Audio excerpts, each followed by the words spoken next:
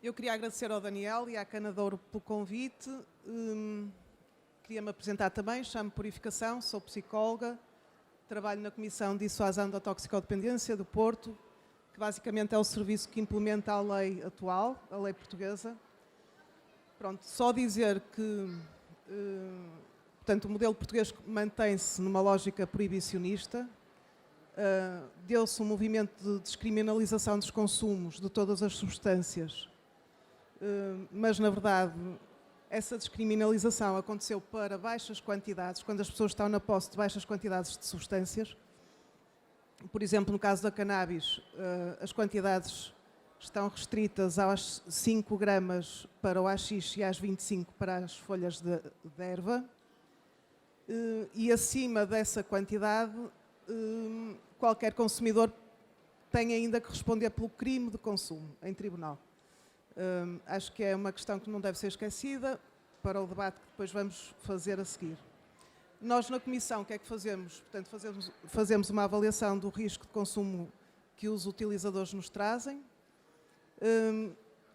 Como a Olga também disse há pouco, na primeira mesa, as comissões já perceberam que a grande maioria dos consumidores não são consumidores problemáticos, mas as comissões têm uma especial atenção àqueles que trazem um consumo problemático, seja ele dependente ou de cariz mais nocivo.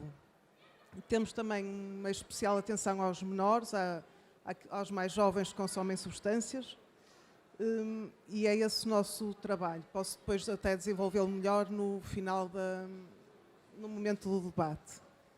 Entretanto, passo a palavra às pessoas que estão aqui comigo na mesa, se calhar primeiro à Joana, pode ser? Vou apresentar a Joana. A Joana é licenciada em Ciência Política e Relações Internacionais, trabalha numa ONG, na AP10, na área das políticas públicas e no advocacy, trabalha sobretudo na área das políticas de drogas e a redução de riscos. Está a fazer um mestrado no ISCTE, sobre os custos e benefícios das duas opções políticas para a cannabis, ou seja, sobre a descriminalização e a legalização da cannabis.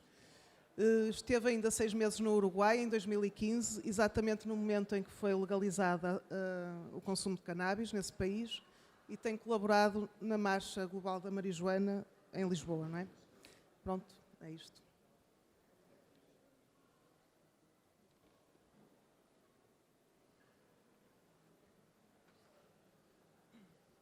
Ok, já está. Então, olá a todos, obrigada pelo convite, é um prazer estar aqui, é um prazer ver uma audiência assim, uma plateia cheia, muita gente diferente e muita gente interessada nesta questão que é a cannabis, mas que é uma questão mais lata do que a cannabis, não é?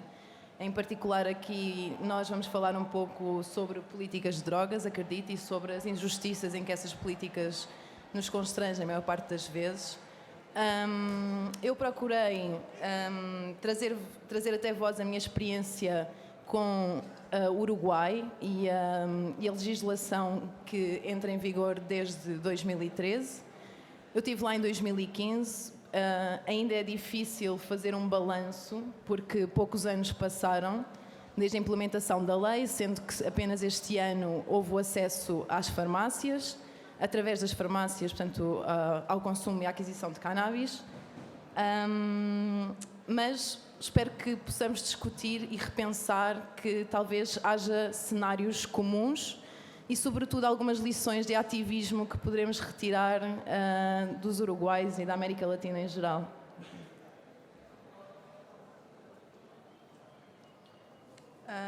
Ora então, aqui trago só uma observação sobre políticas de drogas. Na generalidade, isto é da Organização dos Estados Americanos, na generalidade uma política de drogas, de controle de drogas, deve proteger os indivíduos, diminuir os malefícios para a saúde dos consumidores e reduzir as consequências negativas para os mesmos, consumidores e não consumidores, e, sobretudo, prevenir problemas. Aqui está na família e na vizinhança, mas um dos grandes focos, sendo que a América Latina se posiciona no lado da oferta, um dos grandes focos será reduzir também a criminalidade, o tráfico e a violência associada. E este é um dos motivos que despoleta, então, a parte da legalização, não é? E da regulamentação da oferta.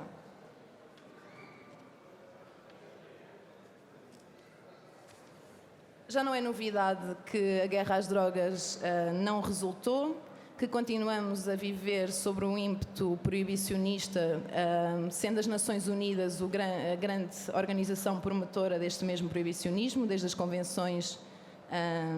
Convenção de 1971 e depois de todas as emendas a ela feita. A justiça está obsoleta, as prisões estão cheias de consumidores e de traficantes de pequenas quantidades, não é? Portanto, infelizmente, depois as pessoas que são apanhadas normalmente são aquelas que estão em mais constrangimentos socioeconómicos. Portanto, isto é uma guerra contra pobres também.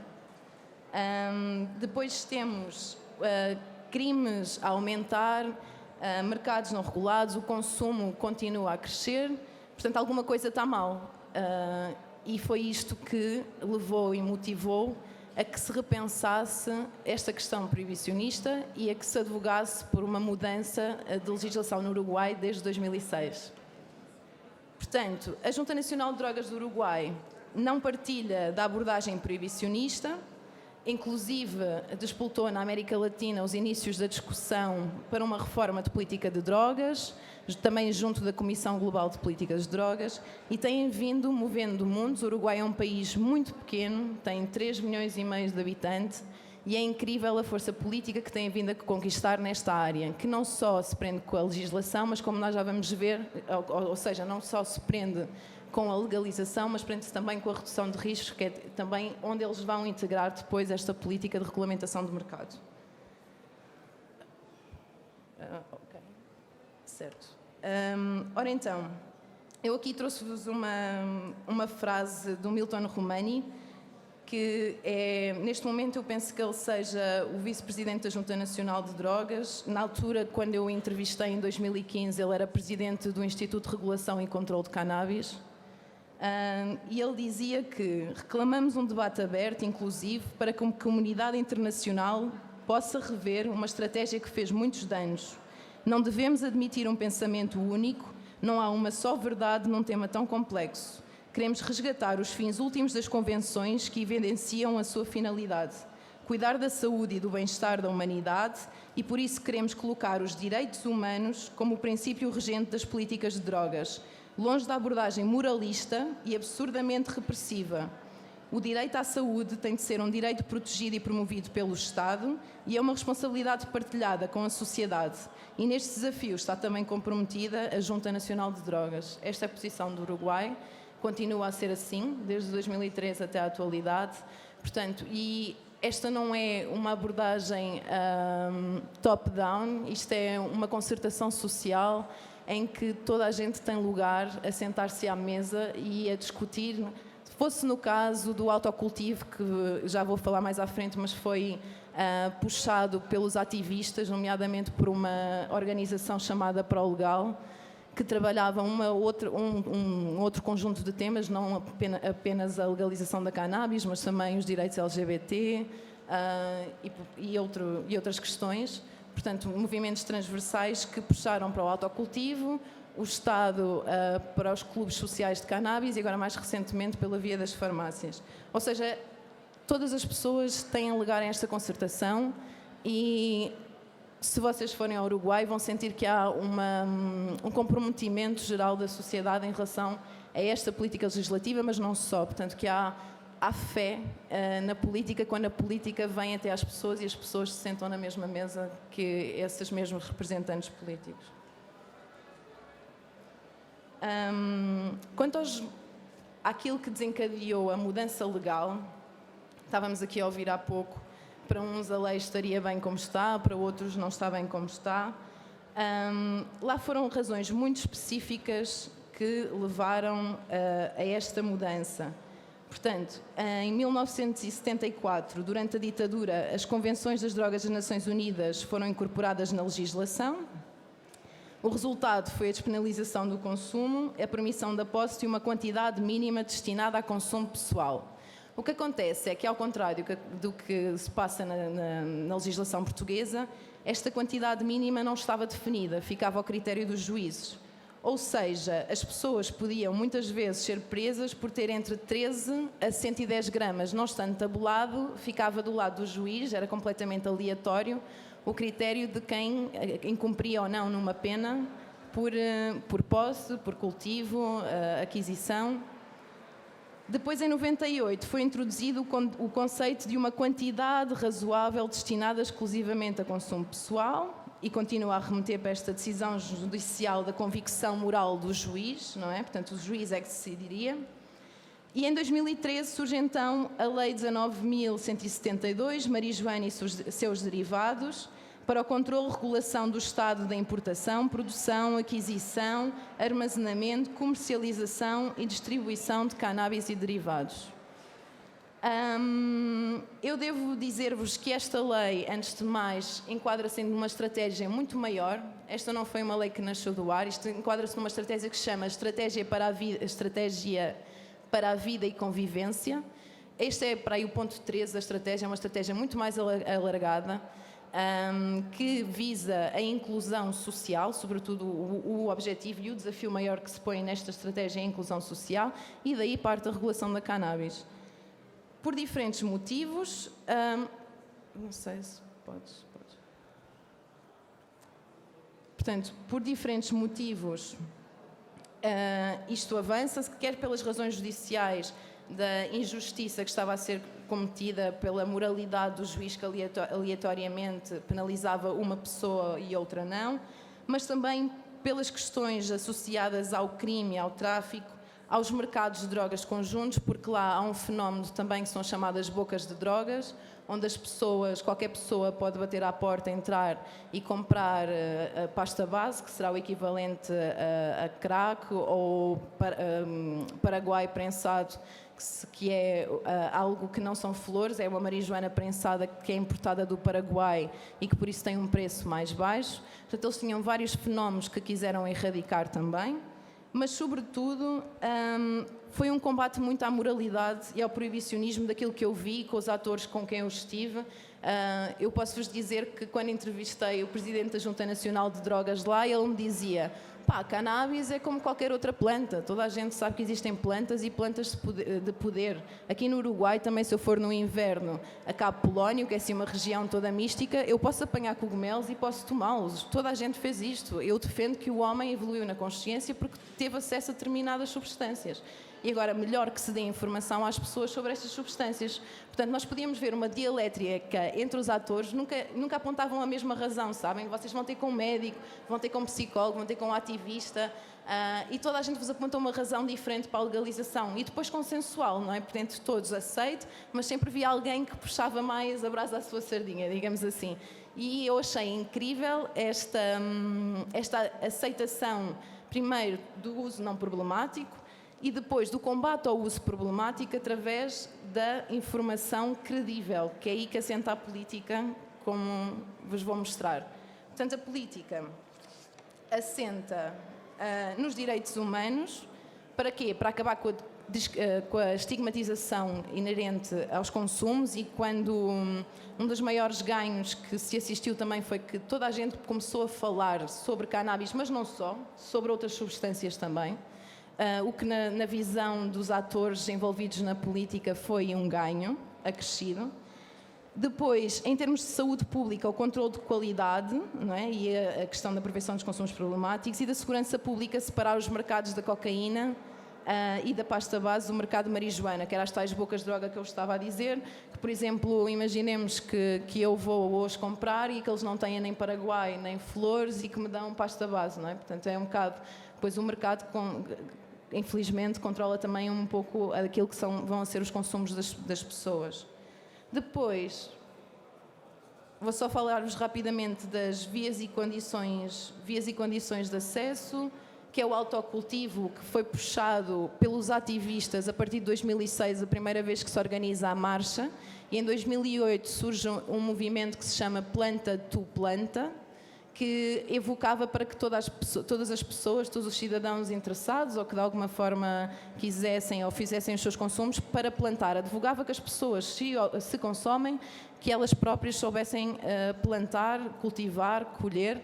Então faziam workshops na senda e tinham também um fórum online chamado Planta tu Planta, que vem depois vem fazer com que o Estado dê ouvidos a esta parte do autocultivo e que o venha a integrar na lei. Também os clubes sociais de cannabis, que não são como os de Barcelona, são clubes de cultivo com entre 15 a 45 membros e que podem ter até 99 plantas e as pessoas têm direito, por sua vez, a 480 gramas ao ano. Depois as farmácias, que começou em julho e ainda não se sabe um balanço. Quanto ao autocultivo e aos clubes de cannabis, é crescente o número de iniciativas e de pessoas que se registam, porque é preciso o registro obrigatório para o cultivo, embora seja um dos grandes obstáculos à lei, porque as pessoas não estão muito interessadas em deixar o seu nome como cultivadores canábicos. Temos de ter em conta que também eles têm um passado de uma ditadura recente, não é? E depois as farmácias, cada vez mais farmácias têm vindo a somar. Os preços nas farmácias são muito baixos, portanto é o equivalente a $1,50 por 5 gramas, é uma quantidade assim irrisória. O THC e o CBD estão tabulados, têm duas strains disponíveis, sendo que o máximo do THC até o momento eu penso que sejam 5%. 2%? Não, mas então vai entrar agora uma de 5%. Eu vi, agora vai entrar. Ok, então 2%, obrigada.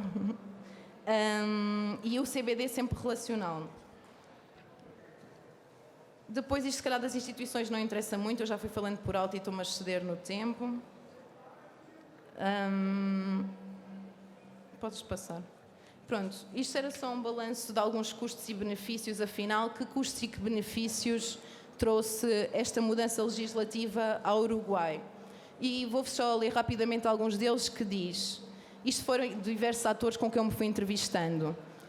Um dos benefícios apontados dizia: se não te sentires livre na decisão, não será uma decisão consciente. Por exemplo, que uma pessoa possa estar num grupo a fumar um porro e possa dizer, hoje eu não quero, também é um exercício de liberdade.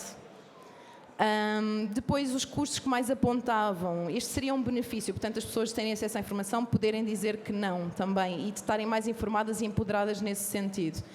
A Junta Nacional de Drogas dava assim uns pinos muito engraçados em intervenções de redução de riscos em festivais, que diz, escolhe tu para quê, quando e com quem consomes. E isto estava o Presidente da Junta Nacional de Drogas a dar no Festival Canábico, quando eles estavam a celebrar os 2 anos da regulação. Ou então, como o Rui tem aqui ao lado, diz, se consomes cannabis, bebe água e toma algo de açúcar. Portanto, é uma informação credível. Podíamos encontrar água grátis, portanto, a água também era sempre disponibilizada em festas. Informações sobre outras substâncias. Os maiores custos apontados é o custo político, porque isto tem sempre um peso político para os atores que dizem vamos avançar. Portanto, os principais custos são mesmo os políticos. Vamos ver aqui como é que em Portugal a política lida com este peso dos custos, porque é verdade, e são sempre caras que têm que avançar com isto. Podes passar. Estratégias de prevenção, era isto, portanto, uma informação credível.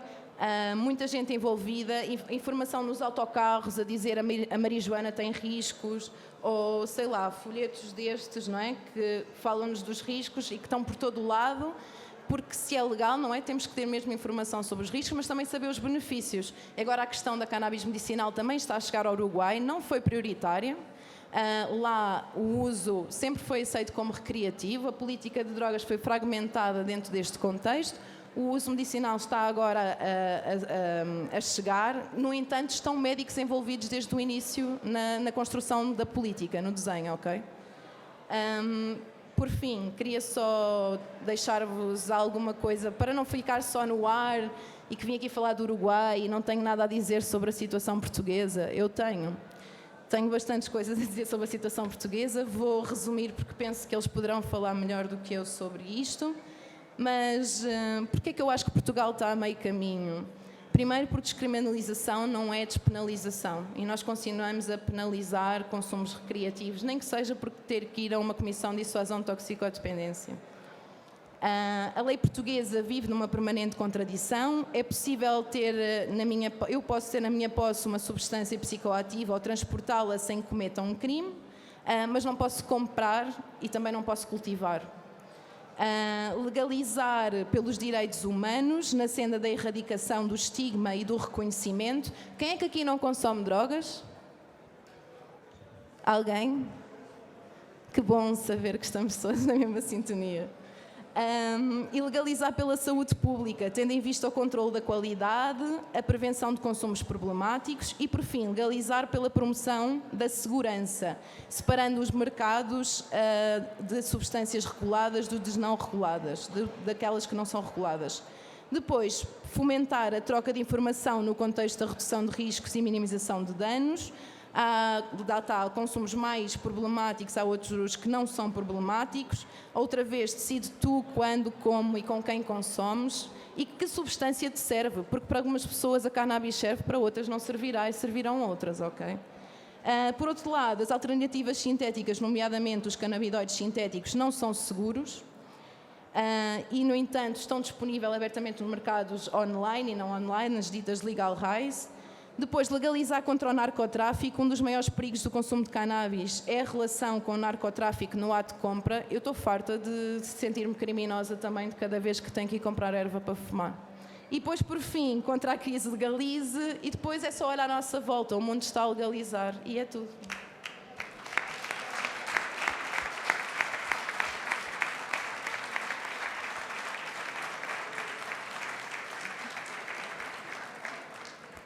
Bom, agora é o Rui Coimbra, é a vez do Rui Coimbra, que é um dirigente da CASO, a primeira Associação de Utilizadores de Portugal. A CASO designa os consumidores associados sobrevivem organizados. A missão da CASO é promover os direitos, a saúde e a dignidade das pessoas que usam drogas, em particular as que as injetam. E o trabalho da CASO é inspirado na luta de outras organizações europeias e mundiais de consumidores. O Rui Coimbra é psicólogo também e é meu amigo. Obrigado. Boa tarde a todos. Agradecer à organização este convite à CASO, embora nós não temos preconceitos em relação às substâncias psicoativas, portanto, tentamos apoiar qualquer que seja prescrita, legal, ilegal, desde que a pessoa passe por momentos em que sofre discriminação ou qualquer tipo de julgamento, há espaço na CASO para isto. Portanto, a CASO existe desde 2007 enquanto grupo informal e formalizou-se enquanto associação em 2010. Temos trabalhado não só a nível local, mas também em rede. Estamos numa rede europeia também de trabalho. Portanto, vou avançar mais para a parte política. Nós defendemos o caminho da pós-descriminalização. Portanto, como outras organizações, como a Global Commission on Drugs, da qual faz parte o Presidente Sampaio, o que é advogado é que se começa a pensar, portanto, é inevitável caminharmos para uma regulamentação. O uso de substâncias é uma constante antropológica. Desde que o homem é homem, que há o uso de substâncias psicoativas. Para umas pessoas, se calhar, a cannabis é ótima e faz muito bem, para outras não. Para outras pessoas, outras substâncias serão as suas prediletas. Portanto, ao longo destes anos todos de proibicionismo, fomos sendo usados, as pessoas que usam substâncias, para manipular a percepção das sociedades sobre a insegurança, criando algum pânico moral à volta da figura do utilizador. E penso que esse é, se calhar, o maior obstáculo hoje em dia a que se avance para outras políticas, é a manutenção e a persistência do estigma. O estigma, por ser descriminalizado em 2000, o estigma e o preconceito à volta das pessoas que usam substâncias não desaparece de um dia para o outro. E tem que se fazer mais em relação a esta desmistificação do que é a pessoa que usa substâncias. Achamos que há muito a fazer nos serviços de saúde sobre a capacitação dos profissionais para um bom atendimento a pessoas que usam substâncias. Fizemos uma monitorização ao programa de troca de seringas aqui há uns anos, quando disseram que funciona nos centros de saúde, não funciona nas farmácias, mas funciona nos centros de saúde. E fomos aos centros de saúde trocar seringas e era do género, sentem-se ali ao fundo, Maria, estão ali 2 senhores para trocar seringas, portanto, persiste o estigma e mesmo junto dos profissionais que trabalham nesta área ainda há um caminho a fazer. Portanto, era importante acabar com as campanhas e a informação mais de base ideológica, baseadas nos medos, na insegurança, na figura do drogado como um poço de todos os males. Era importante passarmos a ter políticas baseadas no bom conhecimento e nos direitos humanos. Estas campanhas que foram existindo fizeram mais mal que bem, acentuaram o estigma, disseminaram preconceito. Portanto, ao fim destes anos todos de proibicionismo, torna-se muito difícil perceber qual é o peso disso na maneira como as pessoas usam as substâncias. Mesmo em Portugal, portanto, é descriminalizado, mas eu tenho que ir a um contexto violento, onde há crime, e, portanto, é um bocado um modelo também meio esquizofrénico, meio esquizoide, que agora, no último ano, ainda mais, desde 2012, quando acaba o IDT, e se tenta integrar esta questão na saúde normal, ainda fica um sistema mais esquizoide, diria eu. Portanto, o que é que eu tenho a dizer? Nem a cannabis cura tudo, nem é útil para todas as pessoas, nem as outras substâncias são impossíveis de controlar e gerir. E, portanto, para umas pessoas a substância predileta pode ser o LSD, podem ser os cogumelos, pode ser a erva, para outras pode ser a heroína, pode ser a cocaína, e sem o peso do proibicionismo, penso que as pessoas também poderiam gerir as coisas de maneira diferente. Portanto, defendemos a regulamentação dos mercados e do uso, e uma real promoção e proteção sociosanitária. O subtítulo da nossa lei de dissuasão é a promoção e proteção sociosanitária do utilizador. Depois achamos que há muito a fazer nesta área da proteção. Não sabemos que substâncias estamos a tomar ou que misturas é que as coisas têm, não temos salas de consumo, há uma série de coisas que, mesmo estando aprovadas em lei, Portugal não avançou. E não avançou por estigma. Continua a haver gente a injetar a céu aberto, continua a haver uma série de situações difíceis e, portanto, a questão do estigma e discriminação parece ser a que precisa de mais combate. Portugal é uma economia periférica e pequena, portanto, normalmente os sinais têm que ser dados muito pelo Estado e desde 2008 que os sinais são preocupantes, é muito vamos estar a ver o que é que os outros fazem e não vamos continuar o nosso próprio caminho. Portanto, penso que é importante avançar com esta situação, porque se toda a gente já chegou a um consenso sobre o falhanço da guerra às drogas em relação a todos os objetivos a que se propunham, diminuir consumo, diminuir tráfico, etc., etc., falhou em todos os campos.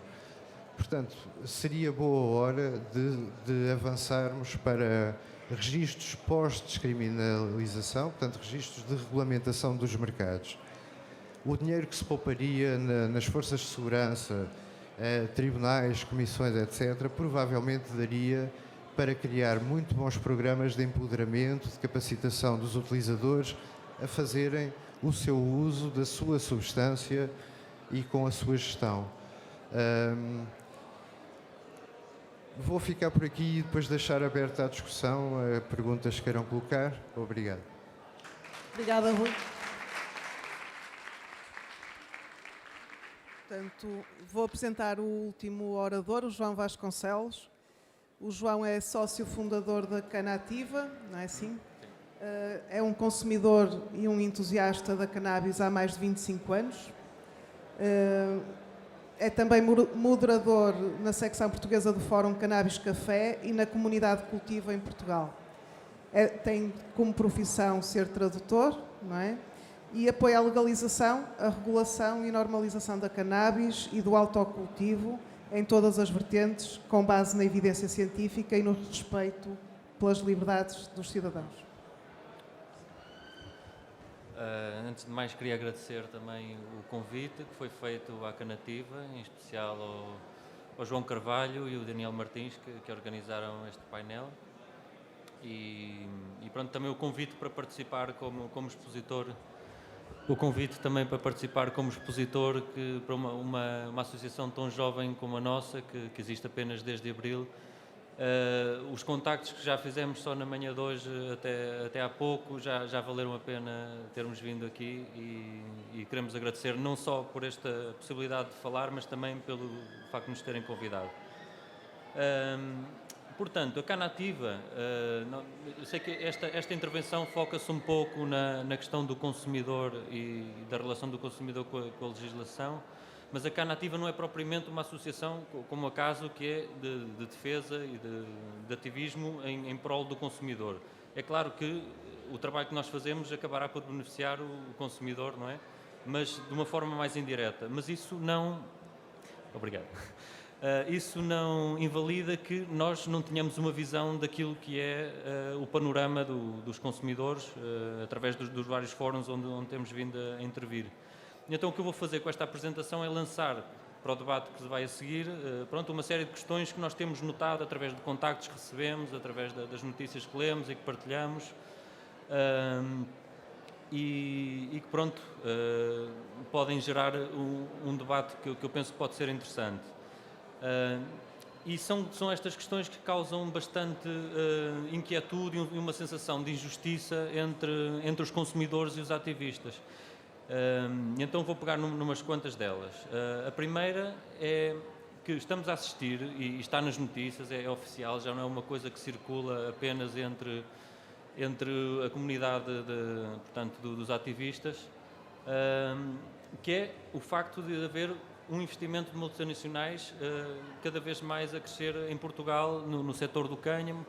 Acaba por ser medicinal, mas o facto de não haver uma legalização medicinal em Portugal e estarmos a exportar já para a Alemanha, para o Reino Unido, para outros países da Europa, estarmos a dar condições privilegiadas a empresas estrangeiras e nós perguntamos se o medicamento que vai para esses países é bom para eles, é considerado saudável, porque é que nós aqui em Portugal não temos sequer uma lei que preveja o comprar na farmácia, já não falamos no autocultivo, mas o próprio comprar na farmácia medicamentos à base de canabinoides, idealmente flores, sentimos que a nível desse conflito da legislação com o consumidor e com o ativismo, esse é um dos elementos que tem estado a causar bastante indignação ultimamente.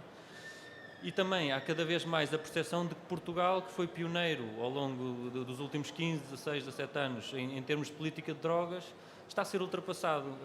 Olha, por exemplo, pelo caso do Uruguai, que estão, neste aspecto, estão a fazer experiências, é um laboratório, é óbvio, pode haver coisas que seja necessário corrigir mais tarde, mas pelo menos...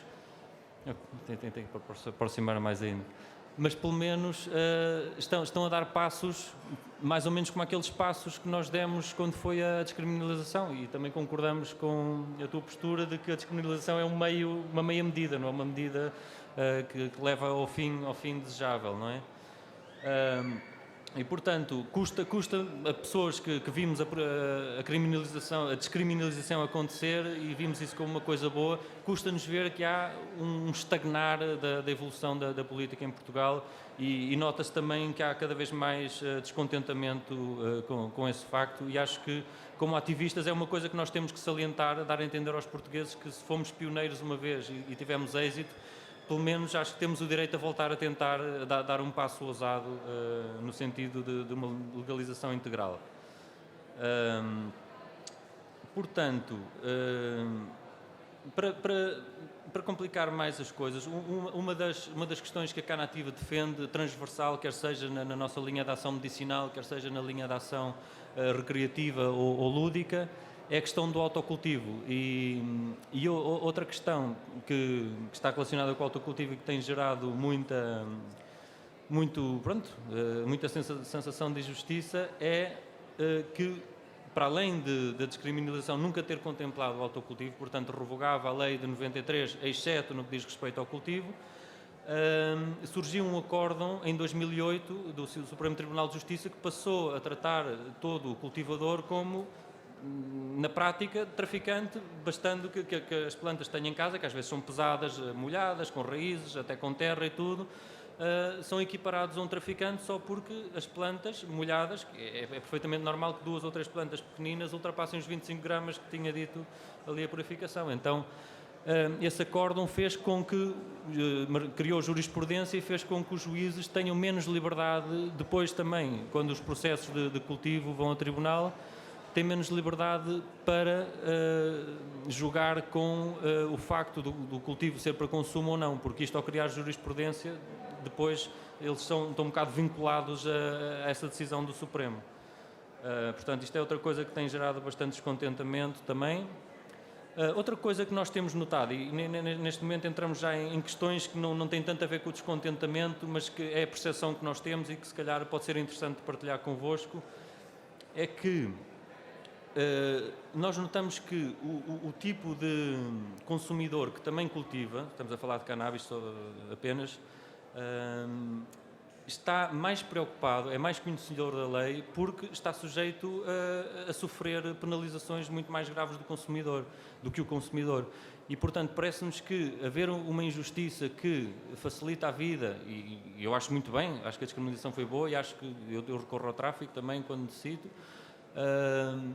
e acho que haver uma, não é aceitação, mas pronto, as condições para o consumidor comprador melhoraram com a descriminalização, mas para o consumidor cultivador, que ao fim e ao cabo não está a alimentar redes de tráfico, está à procura de ter um produto mais saudável e sem contaminantes e sem adulterantes, é mais penalizado do que o consumidor comprador, que acaba por não ter outra escolha a não ser recorrer ao tráfico, mas que tem consequências sociais piores.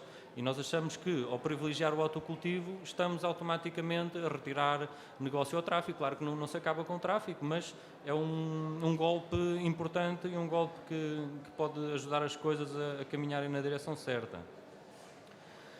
Portanto, isto também nos leva à conclusão de que a descriminalização pode ter tido aqui um efeito um bocado nefasto, porque criou uma cultura de que, ok, eu posso fumar as minhas ganzas, eu posso consumir à vontade, desde que vá comprar e não tenha plantas, por isso, para que é que eu vou estar a meter-me em ativismo, para que é que eu vou estar a fazer uma associação? A única coisa que eu tenho que fazer é não cultivar e já sei que não vou para a prisão, está tudo bem. E então acho que isso criou em Portugal também uma estagnação a nível de ativismo, porque só os cultivadores é que sentem ainda constantemente, todos os dias, o peso, pronto, não é o peso da lei, mas a possibilidade de que o peso da lei caia sobre nós. E então isso é uma questão que também achamos que é paradoxal e que merece ser pensada, portanto, nas evoluções legislativas que venham a ocorrer agora no futuro próximo. Apesar de se notar, e esta feira é um sinal disso, não é? Que há cada vez pessoas mais bem informadas acerca da cannabis, pessoas com mais curiosidade, com mais vontade de aprender, ainda encontramos uma série de mitos que persistem. E esses mitos vão desde as pessoas que ainda pensam que a cannabis é completamente legal só porque é descriminalizada. Muitos estrangeiros chegam a Portugal e contactam-nos pelas páginas, pelos nossos canais do Facebook, da comunidade de cultivo, por exemplo, e perguntam onde é que eu posso comprar. Calma, onde é que tu podes comprar? Pessoas perguntam, onde é que é o clube aqui em Portugal? E não, pessoas pensam que só porque estamos na Europa e porque em Espanha há clubes, já pensam que aqui há clubes também. E então há um bocado dessa desinformação, pessoas que pensam que a situação é melhor do que realmente é, e depois outras pessoas que estão simplesmente desinformadas em relação àquilo que é a planta. Pessoas que pensam que os híbridos que nós consumimos são geneticamente modificados, pessoas que pensam que só o CBD é medicinal, que o THC não tem qualquer aplicação medicinal. Portanto, ainda há muita confusão aí em relação a isto. Também a confusão quando nas notícias, nos meios de comunicação, quando se fala de canabinoides sintéticos, e há muitas vezes uma confusão entre uns e outros, que acabam por ser atribuídos os malefícios dos canabinoides sintéticos a esta nova cannabis super forte, etc. Depois também encontramos, e isto é uma coisa que vale a pena pensarmos a nível de ativismo, que é, há uma certa divisão, e eu acho que nós temos que encontrar uma espécie de território comum, porque nós temos extremos, temos pessoas que estão polarizadas naquela ideia de que a cannabis é quase um elixir da eterna juventude, não é? Aquelas pessoas que publicam no Facebook a dizer que o cancro é curado pela cannabis em humanos, todos os tipos de cancro, a cannabis cura o cancro, ponto final. E por outro lado temos aquelas pessoas que acham que a cannabis só faz mal, que causa danos mentais irreversíveis, que a cannabis por si só tem a capacidade de explotar psicose em qualquer pessoa, com ou sem predisposição para isso. Portanto, temos uma polarização ainda entre pessoas que são absolutamente contra e pessoas que são fanaticamente a favor. Eu acho que temos que encontrar um certo território comum, coisas que podemos conquistar de acordo, sem tentar entrar em fanatismos. Depois, já para ir terminando, temos a questão do cânhamo, que é daquelas questões que também nos temos confrontado com alguns casos de injustiça, mas aí é especialmente por causa da carga burocrática. Pessoas que querem já estar a cultivar cânhamo para fazer extração de CBD e deparam-se com um processo administrativo muito complexo que envolve autorizações do Infarmed, de todas as autoridades, Ministério da Agricultura, etc., que um agricultor individual ou até uma microempresa agrícola não tem condições, não tem o apoio jurídico que necessita para ultrapassar todo esse processo. E então pensamos que a nível legislativo é muito necessário também termos uma desburocratização, uma simplificação, uma maior informação em relação destinada aos agricultores que queiram cultivar cânhamo. E pronto, a nível do associativismo, que era também uma das coisas que eu queria falar, a Canativa, tanto quanto nós sabemos, é a primeira associação mesmo que não seja ligada só ao cânhamo, que tenha a ver com a questão integral da planta, não é? Nós abrangemos todas as vertentes, desde o cânhamo, medicinal, a recreativa, o autocultivo, a redução de danos. E pensamos que somos a primeira associação e nasceu, eu acho que no momento onde fazia mesmo já muita falta. Nós sentimos que há muitas pessoas que se alegram com o facto desta associação existir, mas também gostávamos que existissem mais. Portanto, nós não queremos ser a única. Ainda agora estamos a falar com alguns colegas de Espanha, ou seja, que lá já não existem só associações, existem associações, federações de associações em cada comunidade. Em Espanha há uma data de federações e cada uma delas tem, sob a sua égide, muitas associações. E não faz sentido que em Portugal, somos um país mais pequeno, mas precisamos de um ecossistema com mais associações, algumas mais focadas no medicinal, outras mais focadas no cânhamo, outras mais focadas na parte científica, da investigação, etc., na parte médica. E precisamos que as pessoas vejam que é possível criar uma associação, que não é nada do outro mundo, basta ter 9 pessoas, vontade para isso, ideias, projetos, e pode-se fazer. Mas quer enveredem por esse caminho de criar a vossa associação ou não, nós gostaríamos muito também de vos ter a todos como sócios, portanto, quer ali no nosso stand, quer a partir do conforto da vossa casa no computador, podem fazer o registro de sócios. E pronto, já para ir terminando, eu gostava de lembrar uma coisa que é bom vermos as coisas em perspectivas às vezes, não de décadas, mas de séculos ou até de milénios, porque a proibição dura há 80 anos e nós, que já nascemos, praticamente todos os que aqui estamos, depois disso, pensamos que esse é o estado natural das coisas. É muito fácil uma pessoa deixar-se cair na ideia de que sempre foi assim e sempre vai ser assim, ou vamos ter que lutar muito para que deixe de ser assim, mas não, a planta foi legal durante milénios. Esse é o estado natural da planta, é a legalidade.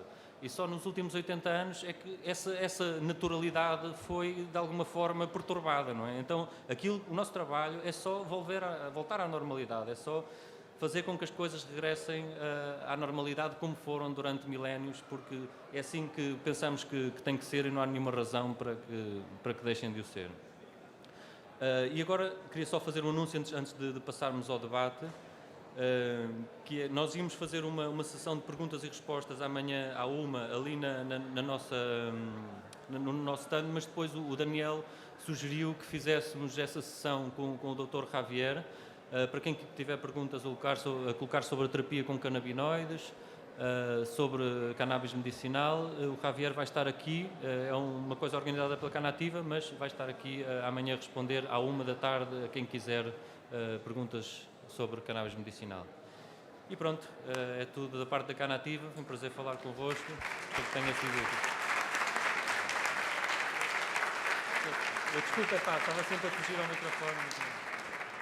É uma posição um pouco natural. Assim. Obrigada, João. Muito obrigado. Antes de passar, não sei se...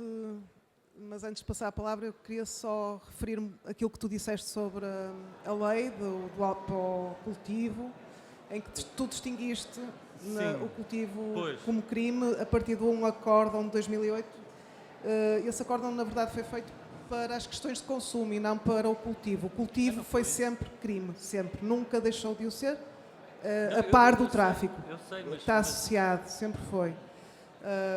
O acórdão de 2008 o que diz é que acima das quantidades tabeladas na tabela de 93, acima dessas quantidades, de facto, o consumo é crime. Por isso, a descriminalização só acontece para baixas quantidades. Quando se fala no modelo português e na descriminalização, fala-se nas baixas quantidades. Mas isso também acaba por afetar o cultivador, ou seja... Sim, o cultivador nunca deixou de ser um criminoso. Claro, seja para autocultivo, nós seja... temos essa noção, mas também temos a noção de que a partir desse acórdão começou a haver muitas mais condenações por cultivo, simplesmente porque ultrapassava o peso das plantas colhidas esse limite. Portanto, nós temos isso mais, a percepção desse acórdão, que pronto, é uma coisa que temos discutido bastante entre nós, é como afeta o cultivador, mas não estou a negar que assim seja. Portanto, a lei do tráfico, Pois. o preâmbulo da lei do tráfico, que se mantém desde 90 e tal, diz o cultivo e a venda. As duas ações coisas, são crime desde sempre, nunca deixaram de o ser. Okay, Cultivo e a venda. Sim. E o autocultivo nunca foi contemplado em lei nenhuma. O autocultivo, pois, não é? Depois, eu sei, nós temos noção disso. Pronto, vou abrir então a discussão. Acho que temos assim 10 minutos. Agradecia que as perguntas fossem diretas. Não, temos 10 minutos de discussão. Que as perguntas fossem diretas, ainda que pudessem ter um pequeno preâmbulo.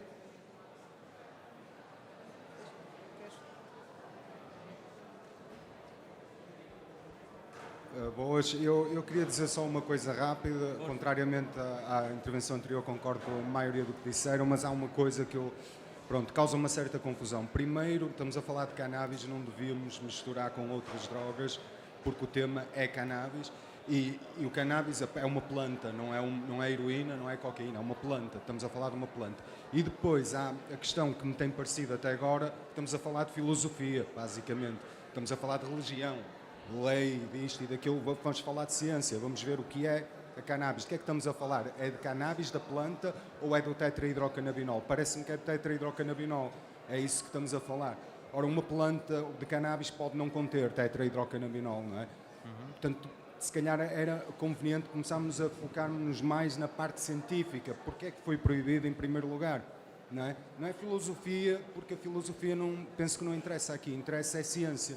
Porquê? Qual é a razão efetiva? Não é como disseram anteriormente, porque consumo problemático. Isso é hipocrisia. Porque consumo problemático pode ser, por exemplo, uma PlayStation, pode ser ver televisão a mais, pode ser comer muito açúcar, etc. Não é? Pronto, é só isso. Penso Sim, faz que todo sentido. voltaste a insistir naquela questão que colocaste anteriormente no primeiro painel, não é? A questão dos consumos problemáticos ou não. E na questão de que a cannabis é uma substância diferente das outras. Sim, claro que sim. Claro que sim. Não esquecer que a heroína e a cocaína também vêm de plantas, por exemplo. Não sei a quem é que quer responder. Sim, só dizer que todas as substâncias, do nosso ponto de vista, são diferentes, não é? Mas são substâncias psicoativas e que diferentes pessoas, por diferentes motivos, uns procuram umas, outros procuram outras. Cogumelos também, é natural. Há uma série de substâncias que vêm da natureza, há uma série de substâncias que são trabalhadas, não é? Mas a questão, todas elas afetam, não é?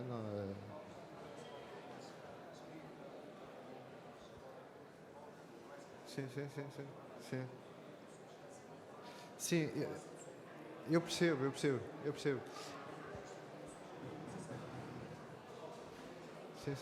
Todas são diferentes, não é? Aqui a ideia que eu tenho é que o poder real, as redes de poder estarem a dividir e a criar estas Pois a questão, diferentes, esta fragmentação a questão é mesmo dos essa. utilizadores não traz vantagem propriamente a ninguém, a não ser a quem quer manter as coisas como estão. Claro, mas esse é que é o problema. Vamos ver porque é que é ilegal. Porque é que a indústria farmacêutica gasta tanto dinheiro a dizer que é má e porque é que a hipocrisia do Inframed dizer que uma empresa israelita pode plantar e eu não posso. Não é? Eu só queria dizer uma coisa, que estavas a referir que não é filosofia, o proibicionismo, mas é filosofia. É uma filosofia moralista que nasce, lá está, é da nossa história recente e, sobretudo, foi uma guerra racial, não é? Contra hispânicos e contra negros na América, ora porque consumiam cannabis, ora porque consumiam heroína, não é? E foi uma filosofia que se arrastou e que foi vendida. As Nações Unidas foram o grande motor da expansão desta filosofia proibicionista, não é? Portanto, é uma filosofia, é algo que temos que repensar. Nós aqui estamos a falar o Rui estava aqui a falar de todas as substâncias ilícitas e a considerar todas as substâncias sem preconceito e da perspectiva do direito ao uso de drogas, que é uma coisa que penso que nós os três acreditamos. Drogas, sejam elas quais forem, né? Desde a cafeína ao açúcar, à cannabis, ao LSD e por aí. Portanto, eu só queria acrescentar que, de facto, é uma filosofia e que é isso. Aqui, eu pessoalmente estou a considerar todas as substâncias ilícitas. Também no caso do Uruguai, os legisladores apontam esta experiência com a regulação do cannabis como um projeto piloto, por exemplo, para a regulamentação de futuro, e se as convenções o permitirem, da cocaína, porque eles não têm consumos problemáticos acrescidos com cannabis, eles têm um grande problema com a cocaína e com a pasta base.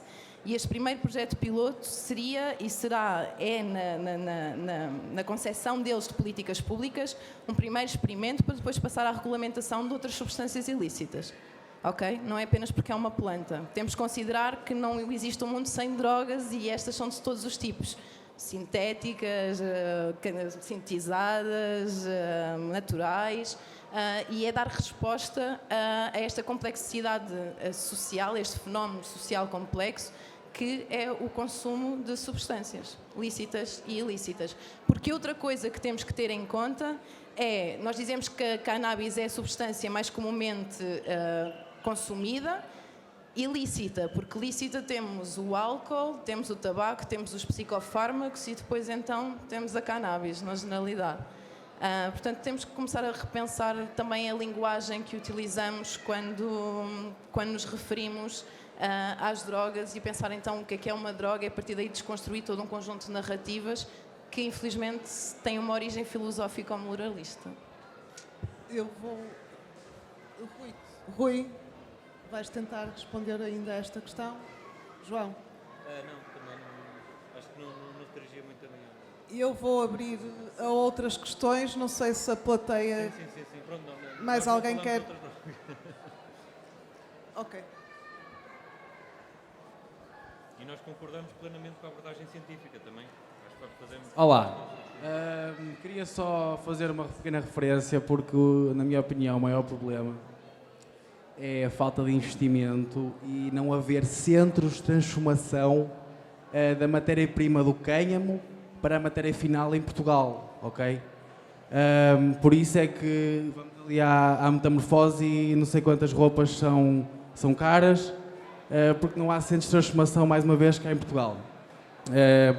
E ao haver estes centros de transformação, aliás, eu já estive a estudar e há uma associação de canhaminheiros do Alentejo, está lá uma foto muito bonita dos senhores, e lá está, são pessoas que acreditam e é investimento, é dinheiro, é reunir o pessoal e fazer o centro de transformação, na minha opinião. Pronto, é só isto. Mas não percebi. Sim, mas... Porque já é legal plantar o cânhamo cá em Portugal até 0,2% e basta força de vontade em fazer as coisas. Se eu tivesse dinheiro, eu fazia muitas coisas, eu chegava com 20 milhões à Infarmed e fazia tudo, não é? Conseguia fazer, é força de vontade.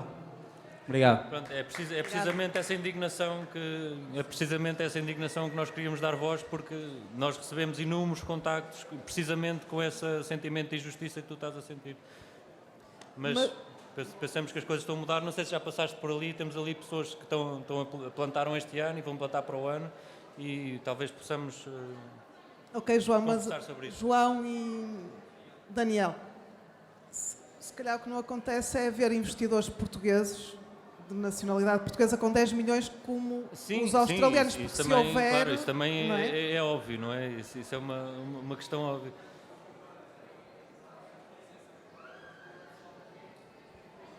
Não, nós podíamos ter, por exemplo, a Bial a fazer este investimento. A Bial, em vez de optar por investir, como a Tiro Reis está a fazer, em plantar para obter flores, estão a tentar trabalhar em canabinoides sintéticos. E o ano passado até morreu uma pessoa em França num ensaio. Portanto, a Bial teria uns 20 milhões, penso eu, para investir. Só que, pronto, os portugueses estão a optar por outro tipo de vias e penso que se vão arrepender mais tarde ou mais cedo. Vou passar... Boa tarde. Boa tarde. O meu nome é Luís. A minha mulher, Carla, e eu decidimos há 2 anos e tal, 3 anos, decidimos voltar de Barcelona para o Algarve e abrir um grow shop na altura do que Portugal e o Algarve se calhar se merece. É um grow shop com uma oferta completa como deve de ser. Então, para mim é uma grata surpresa, é uma alegria depois de desfrutar do Spannabis em Barcelona durante muitos anos, poder ter o prazer de chegar até aqui, até o Porto e compartilhar com todos vocês a oportunidade de poder celebrar a primeira feira canábica de Portugal. Muitos parabéns para todos. Eu acho e penso certamente que é a única forma, é o único caminho de normalizar uma situação que é anómala até o momento aqui em Portugal, mas muito contente de ver a todos vocês com essa força e essa alegria de fazer as coisas. Obrigado, boa tarde. Obrigado a nós. Alguma questão? Sim. Eu fiquei com uma dúvida só se é possível plantar 0.2 que ele estava a falar? Mas é o quê? Que permissão é essa? Amanhã, pelos vistos, há uma sessão específica sobre cultivo, pronto, mas tem a ver com plantar uma planta que não tem, que o princípio ativo, que não é psicoativa, não é? Para outros fins, têxtil, Pois, exato. para outros fins industriais, não é? Como a têxtil, o setor das cordas, portanto, usar o cânhamo que não é psicoativo. Tem que ter menos 0.2 THC, que é o princípio psicoativo. O cânhamo, que é este caso, por exemplo, está regulado, não é? Portanto, é possível plantar cânhamo. Quantidades... São variedades aprovadas mesmo pela União Europeia, para toda a União Europeia, qualquer país, portanto, pode pedir, é um processo ainda um bocado burocrático, mas se for para fibra não é assim tão complicado.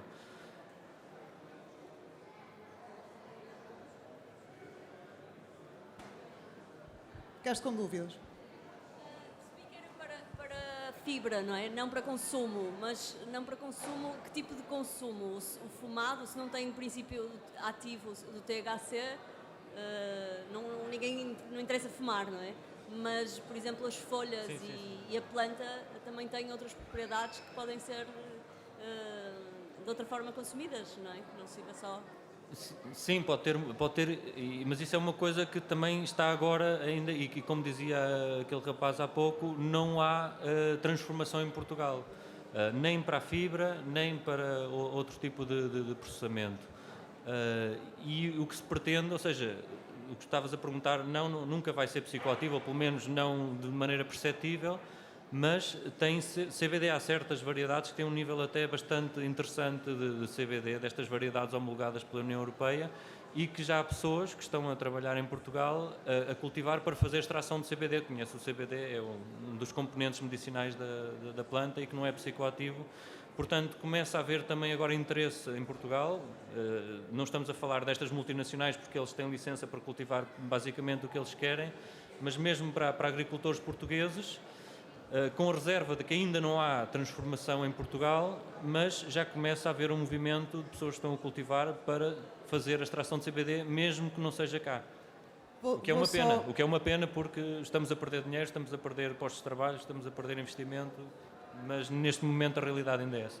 Ok, não sei se há mais alguma questão, mas eu vou só lembrar que estas jornadas têm vários temas e todas estas questões vão ser discutidas ao longo do dia de hoje e da manhã em maior especificidade. Este painel é sobre a cannabis e a legislação. Não sei se existe sobre esta questão, sobre este tema especificamente, alguma pergunta.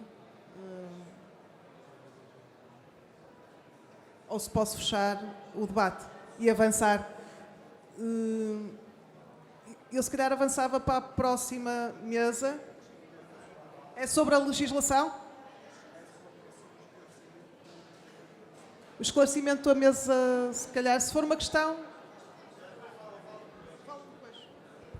Eu só queria convidar-vos a todos a não marginalizar e a juntarem-se aos diversos movimentos e associações para legalizar, ok?